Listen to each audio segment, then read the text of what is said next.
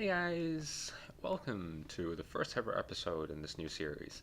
And today, I thought I might pick a word of the day that's a little bit, I guess, not too, it's like mid uncommon-ish. Well, it's not really that uncommon, but it's not like super uncommon or it's like super rare that it's never used in real life.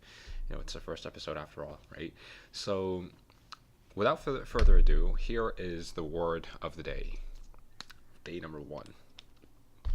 So, right, can you guys see that? I'm trying to look. Okay, so see dai.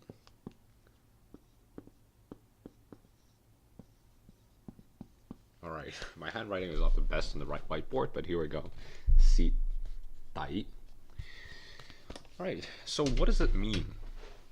You know, it's not very often that I feel the struggle, I guess, to find an equivalent English expression for something in Cantonese I want to express, just because it's I'm used to going between the two languages.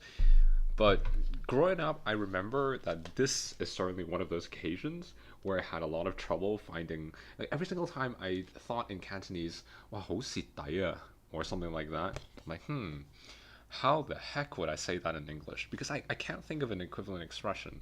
Or maybe my understanding of the English language is just not good enough.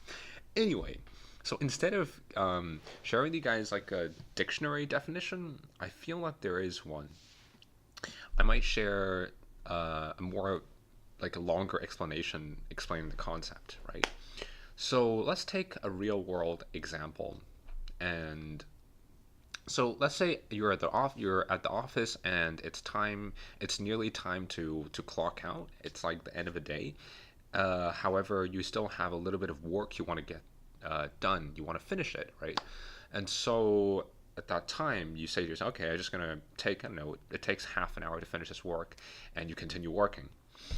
And lo and behold, that 30 minutes that we thought that work might take turns into 3 to 4 hours. This is the inability for humans to make accurate estimates, apparently. So anyway, you stay and you finish the work, and knowing full well that you're not going to be paid overtime, this is something that you took the initiative to do, or you're not really going to get recognition for it. You might get, well, maybe a little bit, but it's marginal at best. So this is an example where you're kind of like sitai. Once again, effort that you put in that goes unrewarded. So an example sentence. Let's see. Now this is something I used to hear fairly often when I was growing up, just from various sources. It's kind of like, I feel like, advice that grown ups give you. And you could say, for example, "Ho pa si dai."